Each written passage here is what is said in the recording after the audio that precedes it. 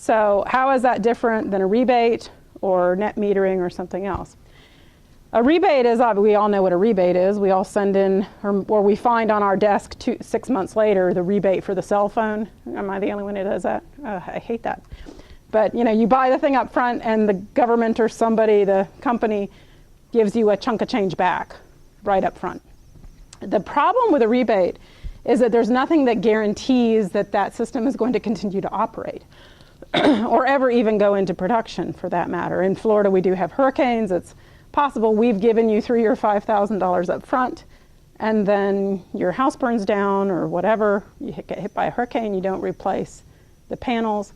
And then again, for most people, it's not enough of an incentive. It's sort of, that helps make it more attractive, but it isn't enough to really spur over the top. Net metering is actually somewhat similar to a feed-in tariff to some extent. You're interconnected to the grid, so energy flows out onto the grid with net metering, but you serve your native load first. So if I were to do net metering with the city of Gainesville, I put the solar system on my roof, I meet my own need first, I run my TVs and my washers and dryers and all of that using my own solar system. And if at any given point in time I'm producing more energy than I'm using, then that energy flows onto the grid. What's net about it is that the rate that the utility pays me for that energy is exactly the same as the rate that I pay the utility. So it's basically a balance of accounts. At the end of the month, if I've used more electricity than I've produced, then I pay what I would under the normal rate scenario for the city of Gainesville, which in our case, for a residential customers, between 14 and 15 cents per kilowatt hour. For larger customers, and this is quite customary, they might pay 9 or 10 cents per kilowatt hour. So you can see one of the problems with that the people who have the biggest opportunity to produce energy have less of an incentive to do so under a retail net metering scenario because they get less per kilowatt hour than I do as a residential customer. Does that make sense? So that's one of the negatives of net metering. But anyway, I hope that sort of explained the difference between a feed-in tariff. With a feed-in tariff, you're putting all of the energy onto the grid. Some of it may flow back to serve your own need. But you've established with the utility a 20-year contract for how much they're going to pay you for the energy you're putting out onto the grid. And that rate is set, supposedly, I mean, it's an imperfect process, but it's set on a cost basis of what it costs to install the system plus a small rate of return. So there's a sort of rate setting process in which they look at what does it cost to put in a solar system or a wind turbine or a biogas system, and how do you get a return back over that 20-year time horizon. In our case, we built the return to be between 4 and 5%. So assuming what we know about the rates of installation of these systems, which of course change as well. And you'll see one of the benefits of a feed-in tariff over the long course of time is that as the industry grows and becomes more competitive, the tariff or the rate paid for that energy should start to go down to the point where hopefully you do have some crossing of this line with the cost of producing other energy resources. So just to move back to Craig Lewis's slides, what does this mean? If you look at the strongest solar market in the US by far is California, for all of the obvious reasons. They have beautiful sun resources there. They have a political climate that demands energy efficiency. They have the lowest per capita energy use, and they're very proud of that. Just to be clear, California is in red. The green is Germany. So feed-in tariffs have worked very well in Germany. They added 17 times more solar electric power in Germany than they did in California over last year. And California's solar resource is 70% better than Germany's. And it's also worth mentioning, a lot of times, I mean, one of the big negatives that people like to raise concerns about is that issue of what does it cost. And one of the things to note about Germany, and it was, as was indicated, Aachen, I think, first adopted a feed-in tariff 15 years ago, so they've had a fair amount of experience and they've developed a pretty robust program. But if you set everything, I mean, in the US there's a 30% tax credit that you can get, and their wholesale distributed generation rate is closer to 30 cents per kilowatt hour.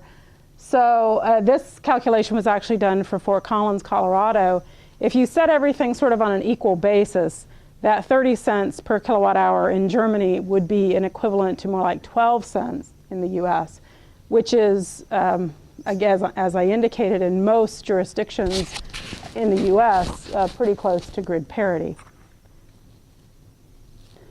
So this is just a demonstration of the difference in solar resource across the US in comparison to Germany. Red is good, blue is bad, purple is really bad, or less good, I guess would be the better way to put it. But you can see, and you can take your chart up to the north, I'm sure. You can see that frankly, most of the U.S. is better situated than Germany in terms of solar resource. So this is the point at which I like to stop and say, a lot of times focus on renewable energy is all around environmental benefits. But I will tell you, in Gainesville, the key benefits we've seen have not focused on environmental benefits so much as on economic and other job creation benefit. We used to have one solar installer in Gainesville. We now have 6. We have both capital and labor and other resources coming into our community to support the program. One of the things that we really like is it adds diversity to our generating resources, to our fuel supply, and it provides access to the grid for businesses and for citizens who wish to generate their own energy. So there's a certain benefit from that place. Now, one of the things that I think is really interesting, and I think maybe of interest here in Edmonton, is that it also has a real benefit from a civic pride perspective. In fact, I meant to put into my PowerPoint presentation the Chamber of Commerce, and like most chambers of commerce, they're not, what I would call tree-hugging liberals, they're business guys. But they have a little handout that they do that touts all of the great things about Gainesville, and being the first city in the US to adopt a solar feed-in tariff is one of the top taglines that our Chamber of Commerce is using. And they're using it to try to recruit green businesses, solar manufacturers, solar installers, and others with economic interests in that area. And it contributes to a green industry cluster, which they are, again, using to try to attract similar business interests. And it, again, contributes to the notion of a community that is innovative, working on cutting-edge technologies, and so on. So some of the specific issues around Gainesville's feed-in tariff, we did, and this is something I know many of you have heard from Paul Geip. This is something that Paul would actually take some exception to for some number of reasons, but we actually made the decision to cap our system, that we weren't going to open it up to anybody who wanted to do as much as they wanted in the first year, but each year between 2009 and 2016, we would take just 4 megawatts worth of projects. That was done purely to have a predictability with respect to the cost back to the customer. So it's probably true that you would get a faster deployment of renewables if you had no cap, but you would have to pay for that as well. And it's also worth mentioning that, again, because the amount that you're paying for the energy is going to be higher in year 1 than in year 7, there's some benefit in sort of building it out over time from my own viewpoint. It was first implemented in March of 2009. That capacity filled through 2016 almost immediately. with folks. And some, as it turned out, some of those projects were speculative projects. But we have, and in the second year, we actually adopted some additional requirements, such as a drop dead date by which you have to have your system up and operating in order to qualify for the program. We also now, my husband and I actually submitted for the feed-in tariff on our own home and were accepted. Actually, everyone in that cycle was accepted, so it wasn't because I was a former mayor. But we had to write a $500 check in order to reserve the capacity. So that those types of things actually discourage some of these speculative projects and folks who are just throwing something out there, whether or not they're actually going to build the project.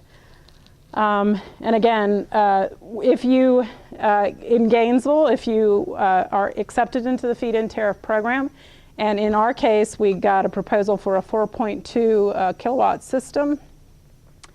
It costs about $16,000 after the 30% tax credit, so it's close to $20,000 upfront cost.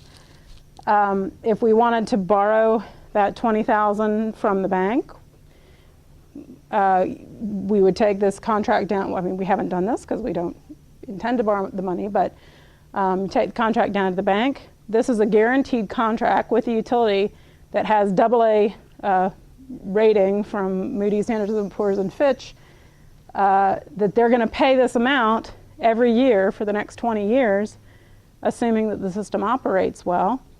And in our case, it was about $2,400 a year.